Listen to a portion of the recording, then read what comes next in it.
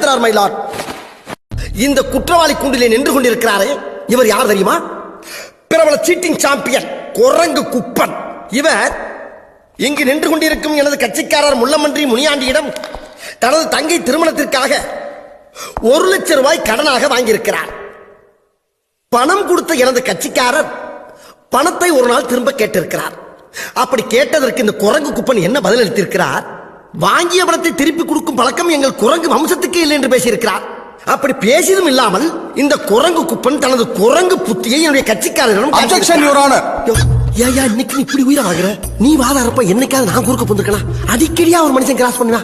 ஒரு ஆர்டரா ஃப்ளோவா போய்கிட்டு இருக்கல, கூட பேசினா மறந்துட மாட்டானா? அடச்சி Samariya. I am speaking, no cross speaking.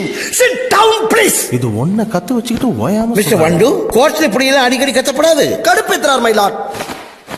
எப்படி இவர் குரங்கு புத்தியை காட்டியிருக்கிறார் என்றால், என் போன்று மிக அழகாக கர்லிங் ஹேர் வைத்திருந்த இவர் தலையை இரு கையால் இழுத்து பிடித்து பசுமாடு புல்லை தின்பது போல் கருக்கு கருக்கு கருக்கு என கடித்து துப்பி இருக்கிறார் இவரானார். Down please. இப்படி ஒரு கன்றாவியான மண்டையை எங்காவது பார்த்தது உண்டா இவரானார்? அம்மிக்கல்லை கொத்த தெரியாதவன் குத்தியது போல இருக்கிறது இந்த கட்சிக்காரன் கபாலம். ஆகையா இந்த குரங்கு குணமுள்ள குற்றவாளிக்கு இபிகோ 300 சாரி இவரானார், தங்களுக்கு தெரியாத சட்டம் ஒன்றும் இல்லை.